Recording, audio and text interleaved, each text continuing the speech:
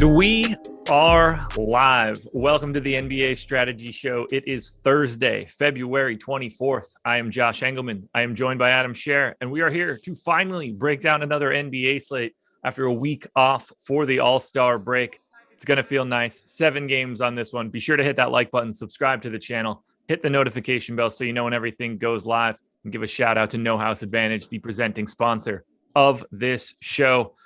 Adam, it's good to be back, man. How was your break? Yeah, it is. Break was good. It was boring, but I think that's a good thing. I didn't go anywhere, didn't really do anything, didn't get like even as much done around my apartment as I should have or as I wanted to. But yeah, I don't know, just hung out, chilled in the apartment, went out a couple of times, but like nothing crazy. It was a nice break, and then definitely just kind of ready to get back to it because I just got really bored really quickly. Yeah. Anything good in like the hockey or golf or anything streets? Hockey was okay on whatever day. I guess Tuesday when they had the big contest. Okay. I showed a little bit of restraint, didn't play the $400 100K to first, stopped myself from throwing 13K at a hockey slate. And I broke even in the large field 50K to first, but I won like the $100 single entry. I had 3 teams in the top 5 of the $150 3 max. So I had a nice hockey day on Tuesday. That'll work. Well, we got started a little bit later, thanks to me, because I have no working AirPods for right now. Don't know how that happened, but we'll take what we can get. Adam, just to double check here, am I looking at this correctly that ownership is not up right now? So it says 4 minutes ago, and there's no data. Yes. Well, Okay. Mine says 21 minutes ago and no Yeah, data. yeah, But 21 minutes ago. Okay. okay, just making sure that I don't know. Nothing else was working for me earlier from a technical standpoint, so I didn't know if it was just still me. I'm ready to dive in if you are. Yep. So we have boom percentages, but we don't have ownership or optimal percentage. Okay. It's going to be a weird one today. It feels weird. When I sat down to do the process show this morning, it felt like we hadn't done basketball content in months. I did get Jordan good. Did he tell you what I did? No. So for anyone that doesn't know, what typically happens on the morning shows is I don't show up until 5 minutes before. Jordan texts me and says, "What the hell are you doing?" And then I come in. And so I was actually ready to go like 10 minutes early today, but I was like, "Oh, this will be fun." So I'm just sitting at my computer. Jordan texts me. He says, "Get in Zoom." I said, "What?" And he said, "You have the NBA strategy show." I said, "I'm not even home. Doesn't basketball start tomorrow?" He's like, "No, today." I said, "I thought it started on Thursday." He said, "Today is Thursday." And I'm like, "Oh shit." And then I get in the room and he's like having a stroke. That's pretty good. I wish that I could have been able to hear that and see that entire interaction. Unfortunately, I got no part of it, but I appreciate being able to say it on the stream so the rest of the people can enjoy it. Let's kick it off here. Cleveland Cavaliers, 7-point favorites in Detroit, 209 total. And this one's interesting for Cleveland. You expect coming out of All-Star breaks, it's like, okay, teams are going to be back to normal. You know, guys that are out are going to be healthy. Lauri Markkanen back for Cleveland. No Darius Garland, no Karis LeVert, though, so that really changes up the equation. What stands out most to you now for the Cavs, given the fact that their 2 primary usage guys are out of this game? That we get to go back to the Rajon Rondo, Brandon Goodwin, figure out how those minutes are going to get split game. Rondo, the better fantasy producer of the 2 on a per minute basis, but you have seen Goodwin's price go back to 4K on DraftKings. He had really quickly gotten elevated last time. If they do what they did before, and I'm going from memory because it's really weird when you haven't had these games like to talk about in a week, but it's crazy how the muscle memory just breaks. Yeah, but going from memory, it basically was Goodwin starting, and the first few games that happened, Goodwin was the guy. Like Rondo was getting like 18 to 20 minutes, and then just about the time that you decided like, okay, it's safe to go to Goodwin, Rondo just had the massive blow-up game off the bench. I think it's kind of a similar situation here where if Goodwin starts, he is going to be a good play at 4K. He's also probably going to be much lower or much higher owned than Rajon Rondo in that situation, which makes it, a case where you can obviously take some shots at Rondo in tournaments. If Rondo starts at 3,900, I think he's just very clearly a phenomenal value play. It's a situation where like you could still go to Goodwin. Like if Rondo starts, the same thing applies where if Rondo starts, he's going to be super popular. Goodwin's going to be lower owned. You can go there. But I kind of feel like if Rondo starts, since he normally doesn't, it's more of like a signal of like, we're going to Rondo. Yeah. than if Goodwin starts. It still feels more like Goodwin's getting the first chance, but we'll see. So in that group of 4 games, last week or the last day of January, first 3 games they had in February. This is all before Levert got there, which I think is the sort of group that we need to look at. Rondo played 18, 15, 17, and then 32 minutes. Goodwin 27, 32, 36, and then 16. So can we expect, like, do you think these guys play alongside each other at all for any reasonable amount of time? They basically minutes, only probably. did once. Yeah, I think probably just for a couple of minutes. Okay. So how do you want to break? Like, obviously, it doesn't really matter. We're going to get this information before lock. If you're projecting them right now, is your assumption like 28 Goodwin, 20 Rondo, or are you just going 20-20 or 24-24? How are you feeling about it? Yeah, probably something like 28-20 Goodwin or 26-22 Goodwin. Somewhere in that ballpark. I think that makes some sense. How do you want to manage Lauri Markkanen now that he's back after a very extended absence? I mean, he's 5,800. I still have a hard time being that excited about getting there because I don't know, how many minutes he's going to play. It's a price point where I think on a 7-game slate, you're still typically going to have a lot of options to get to. Obviously, there is the potential for increased usage, but I think that you're also going to see Kevin Love play a bit more. That's something we'd seen in the past. And he's obviously a really high usage guy. I think you're going to see Evan Mobley take on more usage as well. So Markkanen, previously, I know there was a situation. I don't know if it was when Sexton went down or if it was previous games when Garland was out. But I know that there was a stretch where Markkanen's usage actually really didn't increase like we expected it to. It was those other guys that took on a bigger role. You do think that Love gets a little bit more run here, even though Markkanen's back? I think so. I'm not 100% on that, but I think it kind of just goes back to we had seen this situation before, and they just need scoring, and Love gives you more of that. Okay. How do you feel about Allen and Mobley here? I think both prices look pretty good. They both have the power forward eligibility on FanDuel. Only Mobley does on DK. How do you want to manage the bigs? I think it's a bump for Mobley in particular because, I mean, Jared Allen only can do so much offensively. Mobley can do more than he typically does. Without Garland or Sexton, I guess I need to take off Rubio too. Without Garland, Sexton, or Rubio on the floor this year, Mobley's played 409 minutes. He has a 23.5% usage rate, 13.6% assist percentage. To be fair, Allen actually has a 22.5% usage rate as well. But I don't trust that one quite as much. But Mobley, I think it makes sense that you see that usage go up. The assist percentage goes up a little bit. Similarly, Love leads the team in minutes without those guys on the floor. Has a 28% usage rate, 17% assist percentage. Who's the best play on Cleveland right now? Starting point guard. That's a good answer, too. Do you have any interest in Okoro? 3,300, sure. Yeah. Like, he can certainly pick up a couple more minutes as well. You can see him go from, 28, 29 to 32, 33. He's played 281 minutes without Garland, Sexton, or Rubio. He has averaged 0.56 DraftKings points per minute with a 12.5% usage rate. He is not someone I expect to be doing anything different when he is on the floor. It's just a matter of, there's more minutes available. Anything else you want to touch on from Cleveland? Not really. Like 4K Chetty, but I think that's a more difficult sell for me than Love, I think, just given that I think they'll want Love's like offensive output more than they're going to want Chetty's potential ball handling, I think, given that they still have Goodwin and Rondo. Any chance Chetty starts? Yes. Okay. Well, make sure you're watching the deeper dive live before lock. If Chetty starts, Chetty looks good. And I think my guess is that you would get Rondo as the backup. Okay. Make sure you're paying attention to the news throughout the day. We're going to need this starting lineup. That's going to be pivotal information. Luckily, it's a 7:00 start, so we'll get that info. At least we should. On to the Pistons, and they're just sort of back to normal now. Everybody that is available usually is available here. Frank Jackson is probable for this one. So I think this is one of the easier rotations to project. To me, we're looking at Cade Cunningham, 6K on FanDuel, 6,600 on DraftKings. We're looking at Jeremy Grant, 5,900 on both sites. Those are the only two, priorities, I would say, from Detroit. But even then, I think Cunningham is a firm step ahead of Grant. How do you see the Pistons? Yeah, that's how I see it as well. I mean, Sadiq Bey's played well recently too, but I just still have a really difficult time really wanting to get to him at this price tag. To me, Cunningham looks the best at 6,600.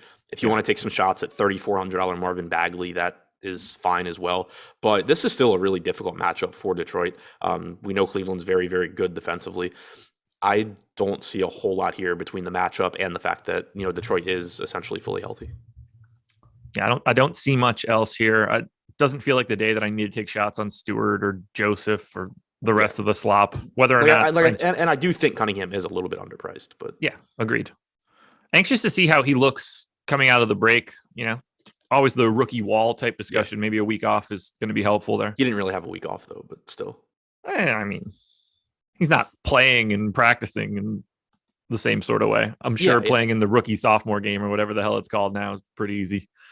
he also has small forward eligibility on DraftKings, which is useful. Yeah, I mean, let's be clear here. If Chris Paul is able to play in the All-Star game with a broken thumb and a cast on, I don't think anybody's working all that hard. That's the weirdest thing I've ever seen. My favorite part of it was just like people getting mad about it on Twitter, like being like, what does Chris Paul have to prove to any, like, why is he doing this? Blah blah blah. And it's the same people that complain when like people don't take the All Star game seriously or whatever. Like, Yeah, it's like, yeah, he just wanted to get out. No there, one's going play to a few touch him. minutes. Right. Like, He no one's wanted going to get go out there, near play him. a few minutes. Everybody in the game knew he had a broken hand. Like, he wasn't. I did laugh pretty hard when Devin Booker immediately faked the rip through with Chris Paul defending him. I saw it too. That was funny. But yeah, it's like, I don't know. He's going to like throw a couple one-handed lobs and then get the hell out of there. I don't much ado about The that. actual really funny part to me was they wouldn't give him the ball. I get it. I wouldn't want to either. One-handed Chris Paul. Yeah, I but they're don't like, have anything hey, else like to- Chris Paul really just wants to pick up an assist and get the hell out. And they're like, how about we never give him the ball to get an It assist? would have been great if they totally just like really did freeze him out Yeah. completely. And he's just like freaking out. Alrighty. Game one in the books, schedule for the rest of the day. Tons of content as per usual. We got the Fan Up show coming up at noon. We've got the MMA strategy show at 1:00, NHL strategy at 2 p.m. We've got the No House Advantage NBA show at 4. Locks before lock coming up at 4:30. That's the lead in to the deeper dive. Adam will be back for that one at 5:00. I will be back for live before lock at 6:00. We've got free content, NBA player rankings and NHL player rankings, both free for today. It's a good day to be involved with Awesemo.com. We're going to move on to game number 2. The Boston Celtics, 7-point favorites in Brooklyn, 213 total. Everybody that can normally be available for the Boston Celtics is available for this one. Marcus Smart off the injury report, Robert Williams off the injury report. They have signed a 10-day to Keelan Martin and to Malik Fitz. We'll see if that matters. I assume that it doesn't. Not a lot really standing out here for me for Boston. They rarely do to begin with, but Tatum, Brown, Williams, whichever one of those three guys you get, I think it's fine. I don't really have a ton of interest in anything else for Boston. I don't even have a ton of interest in those three guys, but happy to get them, I guess. Yeah, Boston has pretty much just been like a tournament team for me recently, except for when guys are out. I think that really any of the starters at their respective salaries look fine. Derek White off the bench at 6,300, probably playing around 30 minutes is okay. You can probably do better. Robert Williams, I think actually might interest me the most, but on DraftKings, he's only a center. So that's a problem. But we had seen him playing a lot of minutes prior to the break when he was in. So that's kind of interesting to me. Just, a pretty good spot here. Good point per minute guy. If he happens to get 33, 34 minutes, he's going to look pretty good. But outside of that, Jason Tatum, Jaylen Brown, we talk about it a lot. From a median projection standpoint, they just don't really stand out typically when they're both active because their salaries are more or less correct. But they're both so talented that on a game by game, one game sample size basis, you can certainly just get the Jason Tatum takes over game or the Jaylen Brown takes over game. So that is always somewhat appealing in tournaments. But the fact that they're not underpriced keeps them from typically being priorities as well. And check and see if there's been an update for ownership yet. And the answer is no. At least I believe the answer is no. Yeah, no. Okay. Yeah, it's just hard to reach out and want to grab any individual Boston guy. It's easy to want to grab anybody that starts, basically.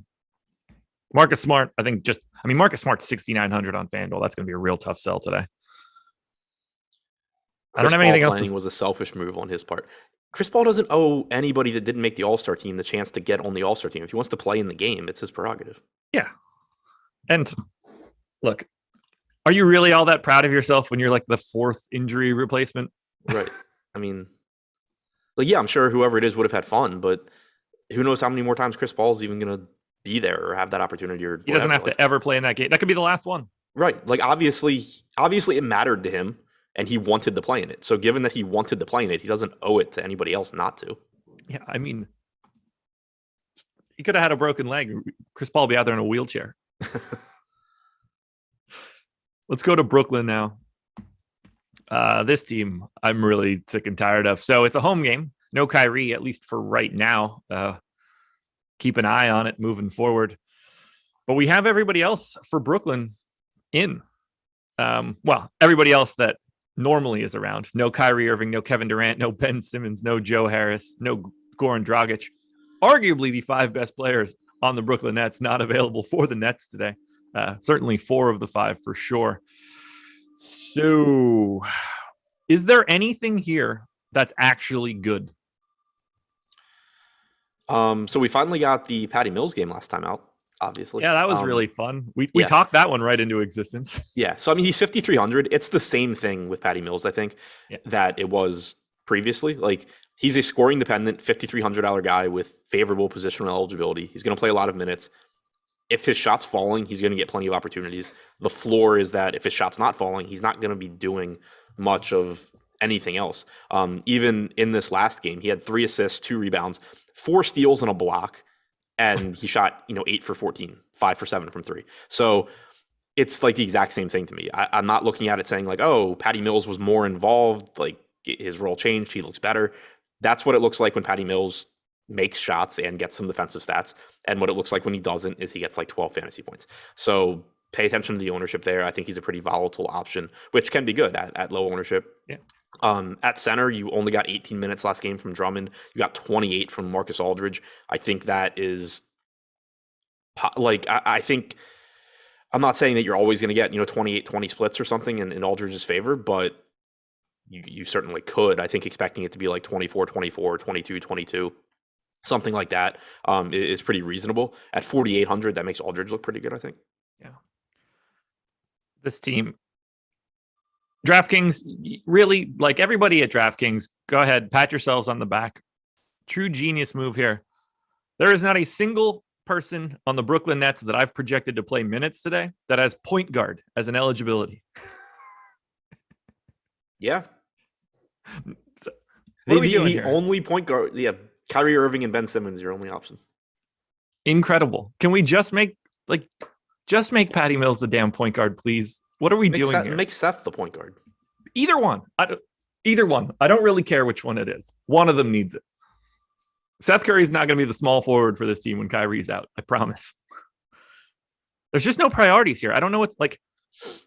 Is $4,700 Bruce Brown the most interesting thing here? What'd you say? Is Bruce Brown for 4,700 like the most interesting thing here? I mean, I think it's Aldridge at 4,800 and possibly Curry at 6K. Or I mean, James Johnson for 3,500. Yeah, that's one we'll have to keep an eye on because he had started 2 games ago and then he was like ruled out 30 minutes before lock last game. So if he starts and is going to play, 28, 30 minutes again, then yeah, he looks good at 3,500. I think Brooklyn might be my new least favorite team in DFS. They're my least favorite team when guys are not in because I never know what the hell Nash is going to do. And it's not even in like it's not even like in a fun way where it's like, oh, I know that it's like option A or option B and the field's going to play option A so I can play option B. Like that's kind of what you get with the Drummond Aldridge spot, which can be fun. But like with the wing rotation, it's just like, oh no, there's like 18 options and he's going to pick them at random. Yeah. James Johnson goes from 20 minutes in one game to 32. I mean, he did move into the starting lineup. Right. But like, you can bounce, Kessler Edwards, tons of minutes to less minutes. Blake Griffin plays 21 and then 3 the following game. It's just, they're all over the map. Maybe it starts to firm up a little bit. We'll see. To me, though, there isn't a priority on Brooklyn. At the very least, not until we get an official starting lineup. I wish there was. I don't see it. Got a bit of a more interesting game here. Definitely have to break it down. The Atlanta Hawks are 4. We have ownership, by the way. Oh, nice. That'll help. Let me grab that quickly. We could take a peek back at the two games that we've talked about so far. Looks like we went with the Rondo assumption. Totally reasonable. I'm going to peek at every team we've talked about so far just to make sure nothing too crazy was going on. So for Cleveland, nobody really breaking free. We mentioned the Rondo Goodwin stuff. We just need to know who's the starter there. On Detroit, only real ownership is coming into Cade, Jeremy Grant, and to a lesser extent, Marvin Bagley on DK. I get it. There's going to be enough value around there today that I don't think Bagley's going to be as interesting. For Boston, Jaylen Brown pulling a little bit of love on FanDuel.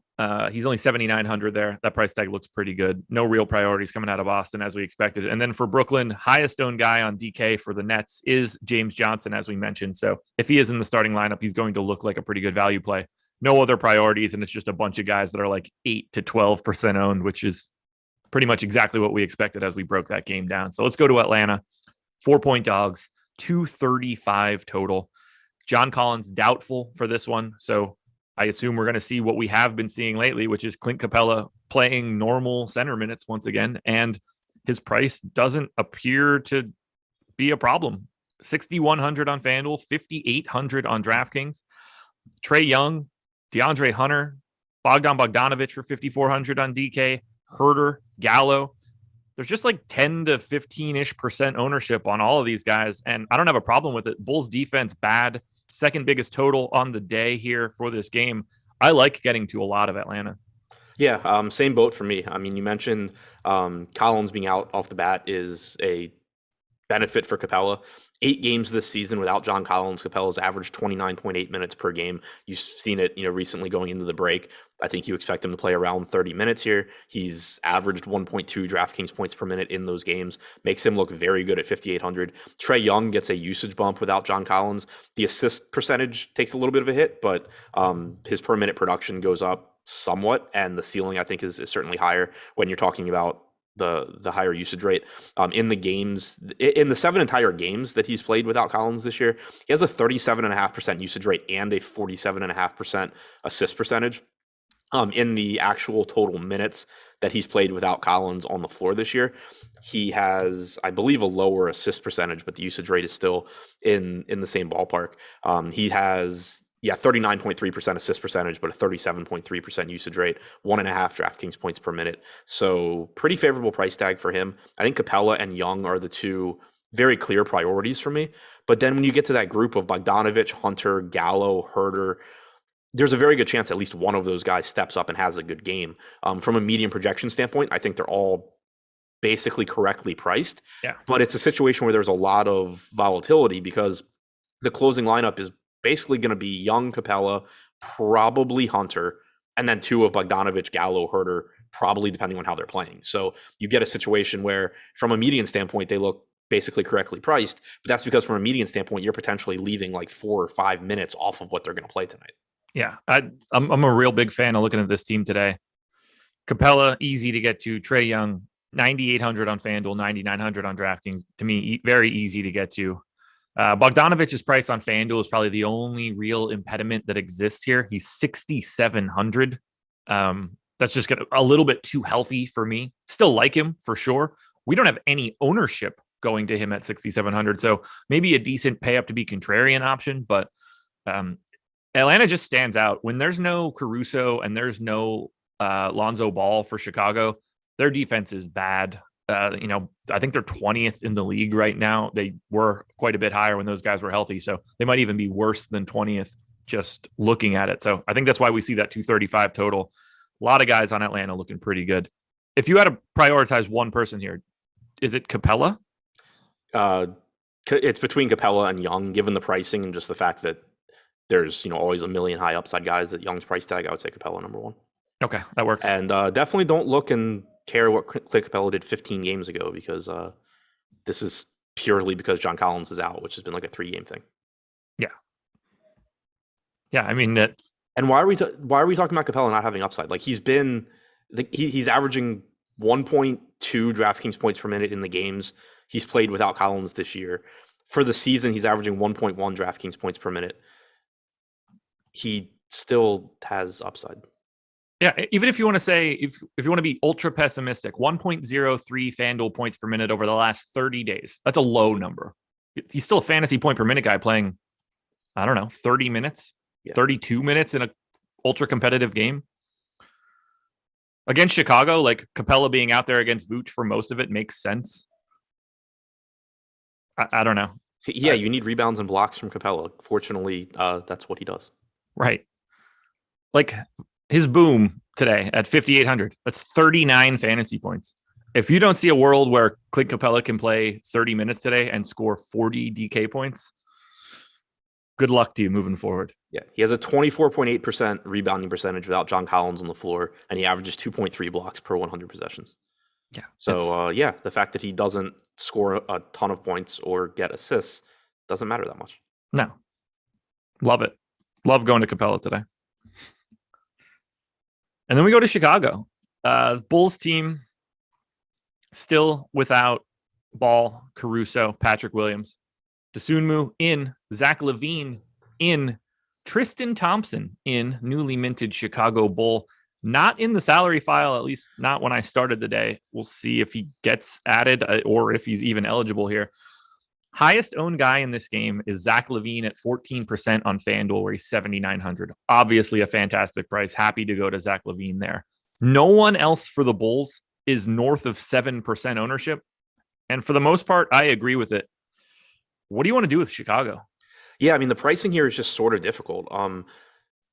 Getting LaVine back certainly cuts into what you expect from Vooch and DeRozan. It doesn't necessarily cap their ceiling because similar to, like the Boston team, any of these guys can just go have a monster game in any particular game, but it does lower both their average rates and just the likelihood of them doing that. And then they're still expensive. So, I mean, if you want to get to some $10,100 Vooch, fine. Like, obviously, he's still really good. Same goes for DeRozan. LaVine at 8,700, I think, looks okay. But, yeah, there's just nothing that really stands out to me here. Yeah, I'd like to talk about the Bulls a little bit more. I just don't see it. Yeah, it's to me, it's just kind of like last piece in tournaments. Not in a bad way, more so in the like, okay, I've filled out my lineup with the popular, good pieces elsewhere. I don't want another popular piece in this price range, so I'll throw in LaVine, who can go get me 50. I'll throw in DeRozan, who can go get me 50, but I don't think any of them really stand out as priorities. Like, just from games we've talked about already, if you're just looking and saying who's more likely to succeed, you're going to Trae Young over Vooch. You're going to Trae Young over DeRozan, and even at a $1,200 premium, I think you're going to Trae Young over LaVine. Even think about like the Boston guys too. I want to go to Tatum over a 10-7 DeMar DeRozan today. Sure. Like, I think with LaVine back, it makes DeRozan really, really difficult to get to. Yeah, I mean, he still just plays so many minutes. It's also very true. Anxiously, I assume Tristan Thompson's just getting backup center run, and that's it. Yeah, I can't imagine he's actually taking minutes from Vooch, and I can't imagine he's playing alongside Vooch. No. I don't know. Stranger things have happened, but I would be very surprised. Yeah, at least Vooch can space the floor, but they're going to get beat like a drum if he's defending a 4. Right. Yeah, and it's not even like you have the Atlanta version with Collins. You have the Atlanta version with Gallo. Nothing else for Chicago for me. You good? Yep. All righty. Let's talk a little bit about the presenting sponsor of this show. That would be No House Advantage. If you guys use the promo code Awesemo when you sign up, you get a $25 deposit bonus. It's 100% peer-to-peer. And basically, you're picking player props, you're taking over-unders, and then you're ranking them on a confidence interval. So your favorite is worth 10 points, second favorite, 9, so on down the line until you get to 1. These props don't change. Whatever they are to start the day, that's what they are when you get to lock. They're running a big contest today. 10K return to action in the NBA, 5K up top. I think this is going to be a great contest for you guys to get into today. We've got... Okay, so I think you're going to be interested in this one. I'm going to hit you with a player prop. Kevin Love, 11.5 points or 6.5 rebounds. Points? I want the over on points. Yeah, you and me both. I want the over on points. I'd be happy to take the over on rebounds too. Yeah. 18.5 points plus rebounds, like whatever combination you want to go to there. I think Kevin Love's going to look pretty good because of Garland being out. Similarly, we could look at, somebody we're going to get to in a little bit. Devin Booker might look a little bit more interesting given the fact that Chris Paul is out. We got a lot that we want to touch on, but keep your eye on the props at No House Advantage because they are not going to change. If we get news throughout the day, that's going to impact what you're doing. That's going to make guys jump up to the top of the list. And if you don't even want to pay attention, you don't want to do the work, we have No House Advantage projections and automatically generated optimal lineups for you on Awesemo.com to make it even easier. Make sure you're checking that stuff out. Now, we go to Memphis. They are 2.5-point favorites in Minnesota, 239 total. Everybody that's normally healthy for Memphis is healthy. It's still just Dylan Brooks that is out. And they don't look as good as I thought they were going to look for facing Minnesota. I think the pricing is just sort of stabilized. I'm very happy to get to Ja Morant on either site, 10K and 10-4. I'm happy to get to Desmond Bane, 6,500 and 6,600 across FanDuel and DK. Happy to get to our boy, Jaren Jackson Jr., 7,100 on both sites. Are there any actual priorities for you here for Memphis? Massive, massive pace game. Yeah, I like a lot of guys here. I don't know that any are true priorities. Like I like Ja Morant, but I would say the 13% ownership he's getting is probably about where it should be. If I have to choose between the two, like Trae Young is the one that I would probably get to first. Bane is fine. Jaren Jackson is fine. His salary's gone up a little bit. We have seen Steven Adams play a bit more and produce at a high level coming into the break. So, some interest there at 5,600, but again, it's a center spot where you have a lot of options. He is I think a viable pivot to somebody like Capella, who obviously we really like a lot. And if I have to just choose between one, then I'm going Capella, but you're going to get more ownership coming into Capella almost certainly. So I think Adams is someone where if you were on a similar build, but you didn't want to take on Capella's ownership in that particular lineup, Adams fits pretty well. Is there anything else we really need to talk about here for Memphis? I think they're just kind of cut and dry now that Morant's back. Yeah, pretty much. Yeah. Minnesota, on the other hand, cut and dry, but also looks fantastic for most of these guys, whether it's Towns, Edwards, Russell, Beverly, McDaniels, Vanderbilt. In particular, Anthony Edwards, to me, my favorite play on DK, shooting guard, small forward eligible, 7,500. That is a very low price for Edwards.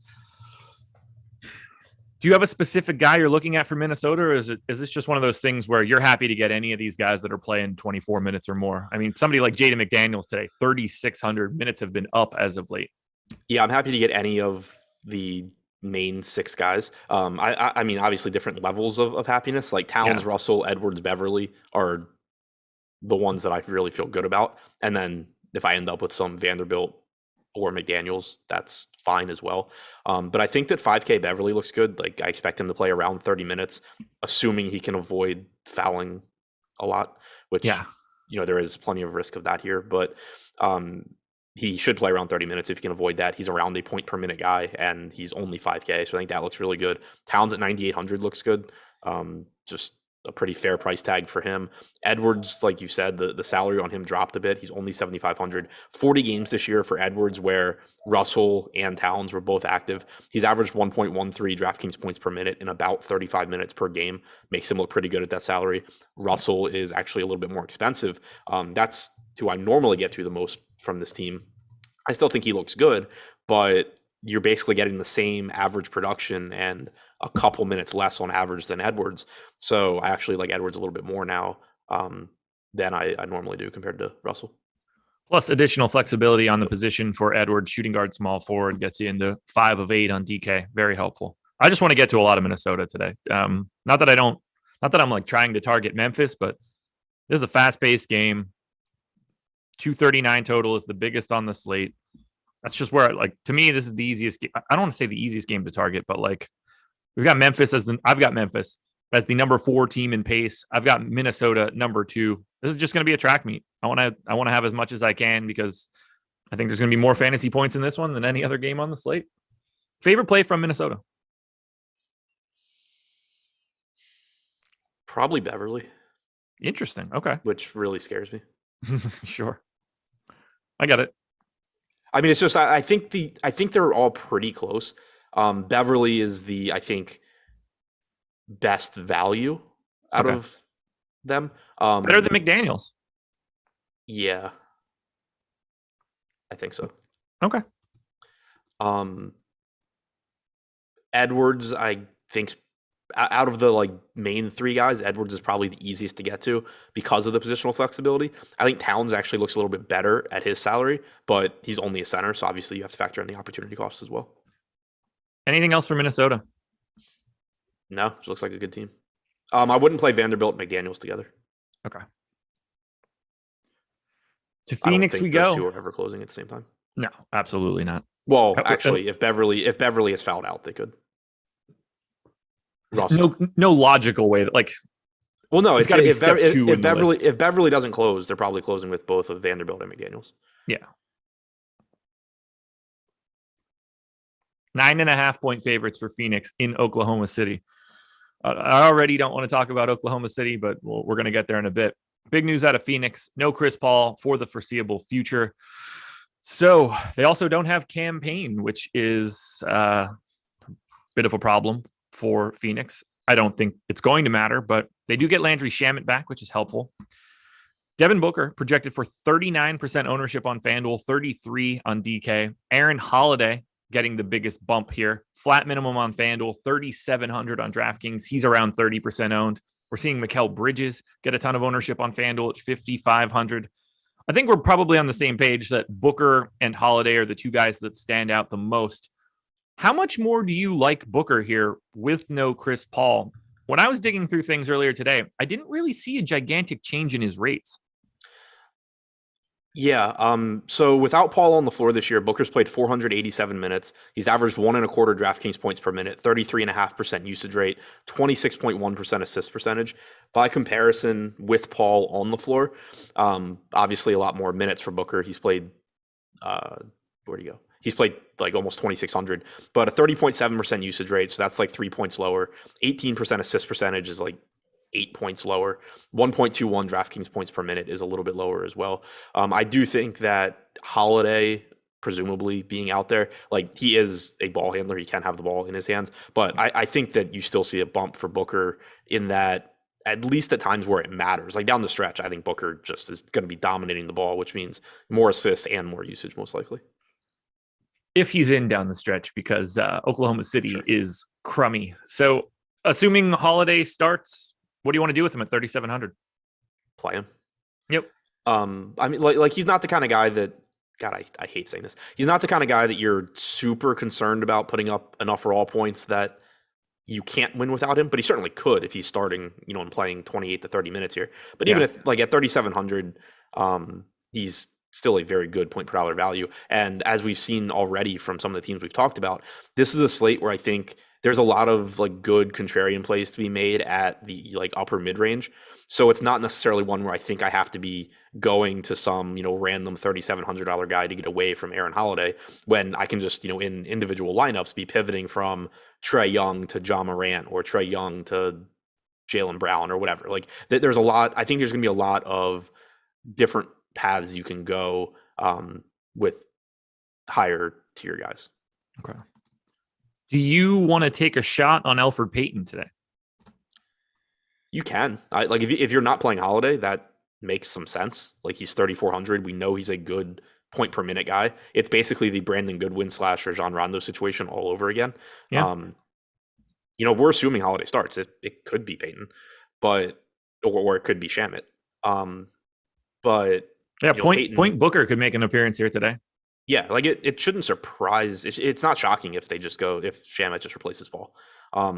It's not my guess. I would assume it's going to be one of Holiday or Paul, Holiday or Payton. Yeah. But yeah, I mean, it's very similar to the Cleveland situation for me. If Holiday starts, he's going to get more ownership. He should. He's the safer play. He looks better, but there's still a decent chance that Elfrid Payton finds a way to do better than Aaron Holiday for one reason or another. We have Devin Booker with the most ownership on FanDuel, second most on DraftKings behind Rondo, and that one's obviously like a bit of a technicality for right now. Is Devin Booker the best play on this slate? I think he's up there. 8,800 looks great. Yeah. We just talked about the rates. He's going to have a lot more opportunities here. And you assume if Phoenix does blow this team out to the point where, nobody's playing in the fourth quarter or something, it was probably a lot of Devin Booker scoring. Like it Would could have think. certainly also just been that OKC doesn't score, but Yeah, this yeah, one I could think just it's be right, 91-67. right. But like even if Paul were in, I think Booker would look great at 8,800. So he looks even better. Sounds good. I like Ayton at 6,900 too.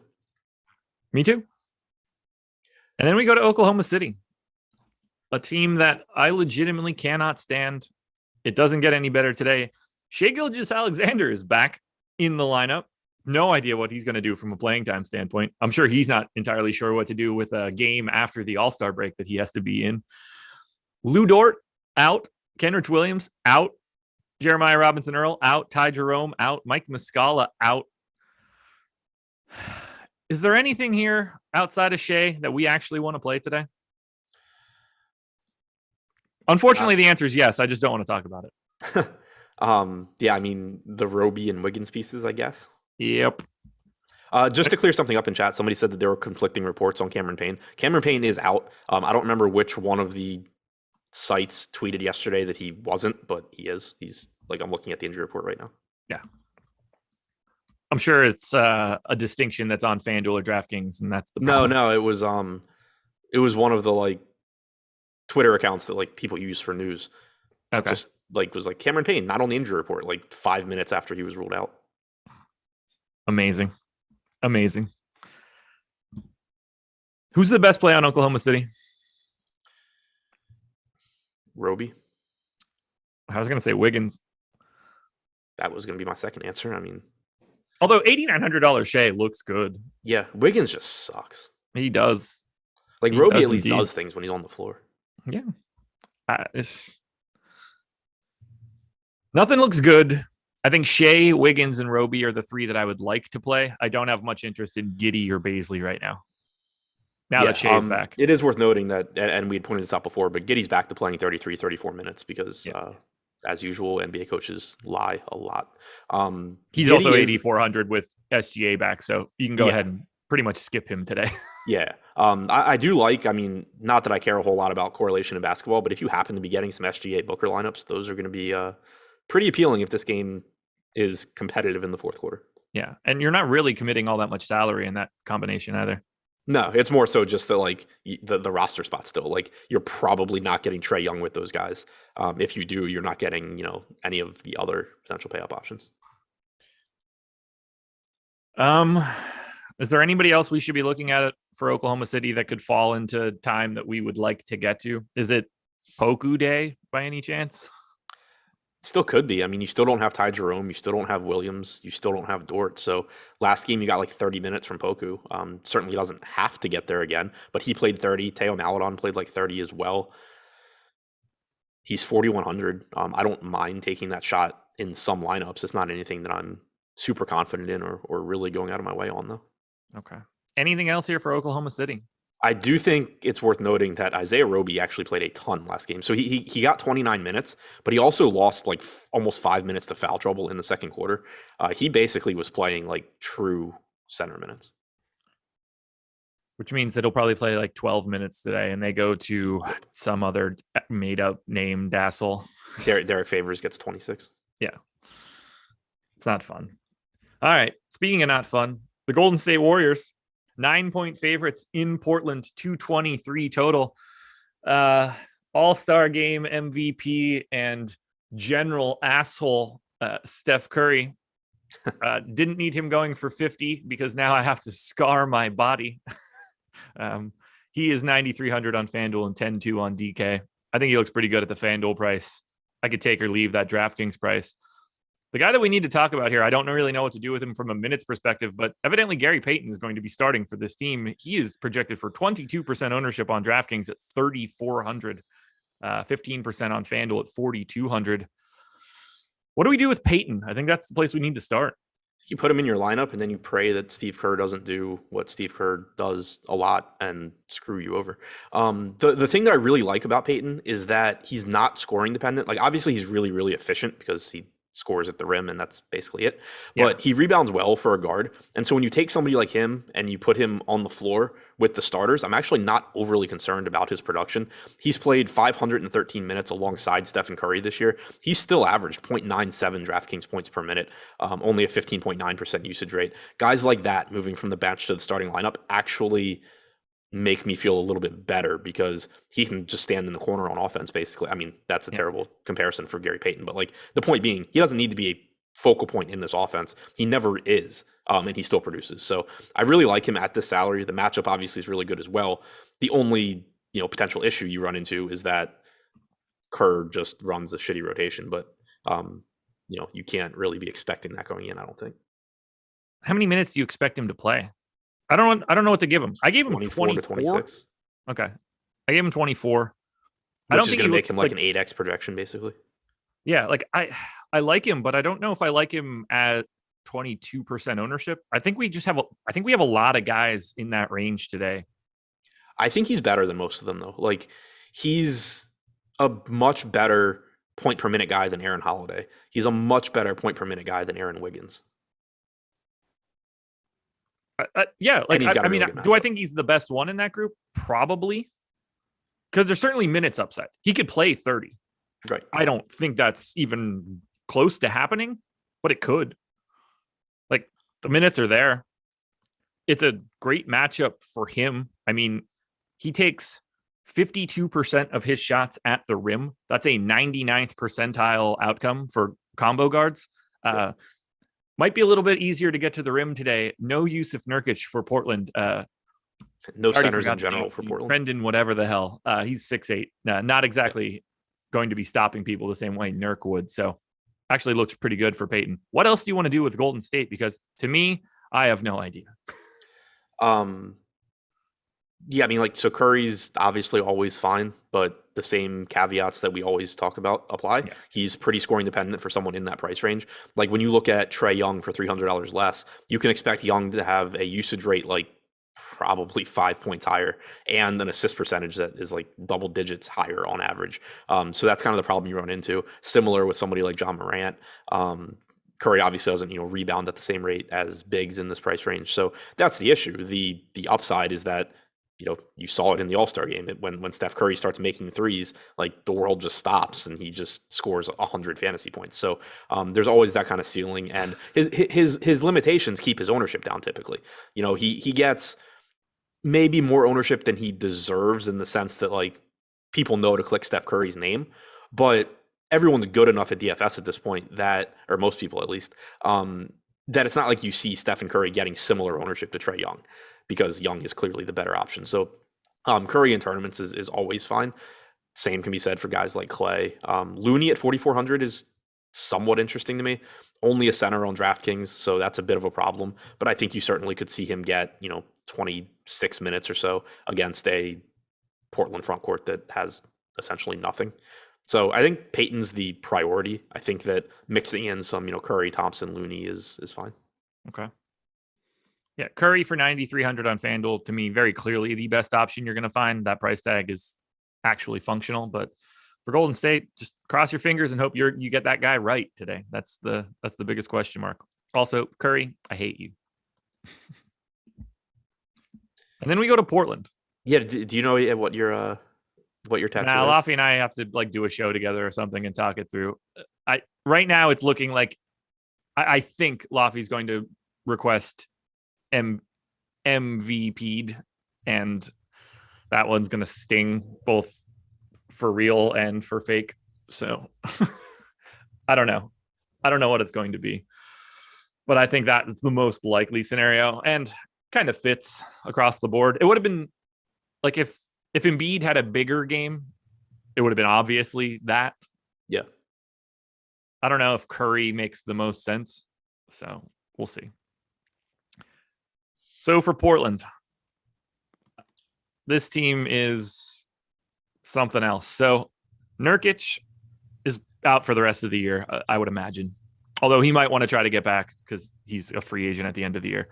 Keon Johnson came over in the Clippers trade. Probable. I don't know how much he can play, but I assume they want him to play a lot. Like, I don't know what minutes he can play, but he's going to be ahead of everybody in the rotation once he's healthy and can play those minutes. Trendon Watford signed a deal. I think he's probably going to be the starting center today. He's not really a center, but I think he's going to be the starting center. They also signed a 10-day contract for Drew Eubanks. He is not in the player pool yet, or maybe he is now. He wasn't at 5:30 this morning. And then we just get a bunch of dudes that aren't really NBA players that we actually have to talk about. He's still not, at least on DraftKings. Okay. So Josh Hart, Anthony Simons, Justice Winslow, Watford. I mean, I want to go to all of these guys in a semi-aggressive manner. If Watford is starting, he's a $3,500 power forward on FanDuel. He's a $3,400 just center on DraftKings, which is ultra annoying. What stands out most to you from Portland? It's not a great spot, but I think we got to play a lot of these guys. There's so many minutes to go around. Yeah, it's minutes and production. I mean, Simons at 8,100, like he's risky at that price point and not a true priority because like Devin Booker is only $700 more. But you're talking about somebody that without McCollum or Nurkic on the floor has a 26.5% usage rate this year. He's only averaged 0.87 DraftKings points per minute. Efficiency is an issue and certainly could be in this matchup as well. But the opportunities should be there. Oh, I forgot to take Lillard off. That'll go up more. It might make a slight change. Yeah, just totally forgot he even exists. 192 minutes for Simons. It's even better. 0.93 DraftKings points per minute, but a 30.9% usage rate, 27.8% assist percentage. The issue is a 46.4% true shooting percentage. You expect that to come up. How much it comes up is debatable, but the opportunity should certainly be there for him. Winslow should get plenty of opportunities to do basically everything. He has point guard and small forward eligibility. He's been playing a lot of minutes. That's not something I totally expected, but feel pretty good about it at this point. Watford, $3,400 center option, I think looks like a very good value. I know, something Lofty harps on a lot is how, and kind of everybody does, you can kind of just trust centers a little bit more because obviously they typically have more foul risk than other positions, but rebounding just being a more stable stat than other stuff. You're not talking about some random bench guy sliding into the starting lineup at the 3 and the actual NBA players have to pass him the ball for him to have a good fantasy game. Like Watford should just grab enough rebounds to be a good option at 3,400. And he's not a bad point per minute guy, in general this season. He's played 280 minutes without McCollum, Nurkic, or Lillard. He's averaged 0.87 DraftKings points per minute. So makes him look like one of the better value options. Who's the best play on DraftKings today for Portland? Watford. Yeah. Assuming he starts. Yeah, I think the prices on Josh Hart and Simons are just a little bit too high for them to be like the no doubt about it. Yeah, exactly. Yeah, the issue with those guys is they look fine, but then you can just point to other guys in their price range that look better. What's your expectation on Keon Johnson's minutes for today? I have no idea. Not a lot. He's the trickiest part for me. I don't think that he ends up being interesting because I don't think the minutes upside is high enough.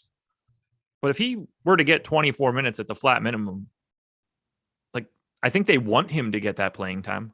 Yeah, I agree with you there. He's tricky today. You could tell me he starts and I believe it. I mean, the only thing holding me back is that he hasn't played since January 9th. Yeah, I'm with you. I don't know. He's a guy that I have my eye on. If I'm going to take a flyer on somebody on this entire slate, it might be him. If I got any word that he's going to be more involved. Sure. I was actually going to throw Greg Brown into that mix. Okay. Just in the sense that they don't really have bigs. Let's say Watford gets in foul trouble somehow.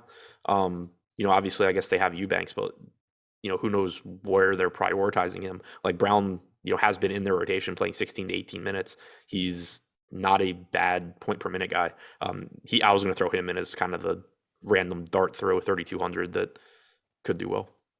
I don't think it's out of the realm of possibility that Drew Eubanks starts this game. I don't think it's out of the realm of possibilities that like Justice Winslow starts at center. That's fair. They don't. The reason that I think Watford starts is that they don't give a shit about winning this game. I think they want Trendon Watford to get minutes. Probably, yeah. Complicated stuff here for Portland, but feel pretty comfortable playing any one of the starters. Ready to close this out? Yep. The Denver Nuggets, 4.5-point favorites in Sacramento, 231 total. Denver's just the same team they normally are. So Jokic is 35% owned on FanDuel at 11.4. He's 20% owned on DraftKings at 12.5. I have him as the highest scoring player by basically like 10 fantasy points today. But you might be able to make a case that Will Barton's a better play just relative to salary. Either way, though, especially on FanDuel, I don't think it's going to be all that difficult to get to Jokic as the pay up option. There's so much value. Yeah, it just comes back to the position as usual. I mean, you have Capella, you have Adams, you have Vooch, you have Towns, you have Roby, who I'm guessing is a power forward on FanDuel, but he's only a center on DraftKings. Watford's only a center on DraftKings. So those all end up being issues. Like there's plenty of value to get to Jokic, but a lot of the value that I like is at center as well. So obviously Jokic is a very good play. I want to get to him as much as I can, but the positional eligibility is still a problem.